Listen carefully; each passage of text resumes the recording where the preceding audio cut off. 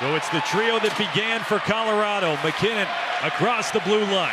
Turns back and turns back to center. The NHL has an overtime problem. When the league first introduced its 3-on-3 overtime format ahead of the 2015-16 NHL season, it was met with a lot of intrigue from both fans and players. The sudden death makeover was meant to reduce the amount of games that end in a shootout, and the immediate results were pretty promising. To top this off, gameplay was electrifying, creating some breathtaking moments. Nathan McKinnon, Johnny Gaudreau, great move, shoots! Lundqvist fought that off, and here they come again.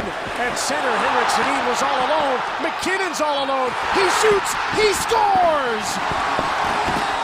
But as often happens in professional sports, teams have adapted to the format by disregarding chance-for-chance hockey, instead focusing on puck control. This means taking the puck out of the offensive zone into the neutral or defensive zone and then trying again over and over again. While the tactical change has allowed some teams to have more success in overtime, it comes at the detriment of the viewer. If you've watched the Dallas Stars in overtime this season, you'll know exactly what I'm talking about. On December 21st of 2023, the Dallas Stars scored late in the third period to tie their game against the Vancouver Canucks, eventually propelling the contest to overtime.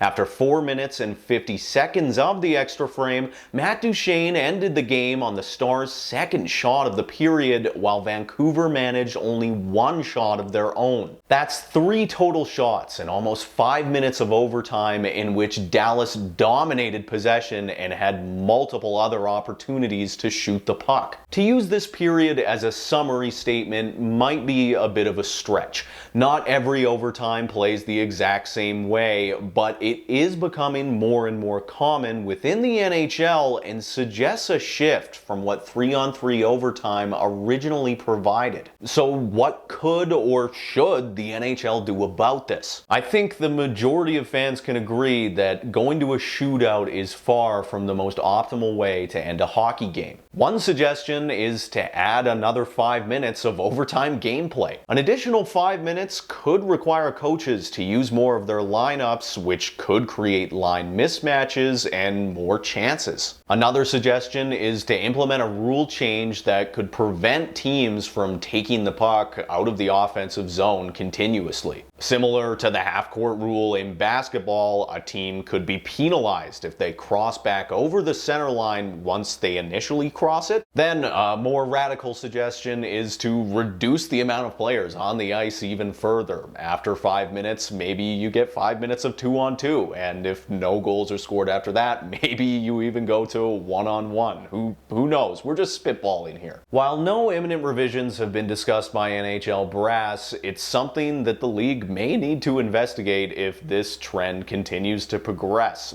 3-on-3 overtime is incredibly exciting, or it can be, but I think the league is starting to see that excitement slip with this trend of teams pulling the puck back into the neutral zone, into the defensive zone. Anyway, we figured it would be an interesting little concept for a video here for What's Happening Hockey. I'm Tate Laycraft, and part of this video was written by Brennan Schofert.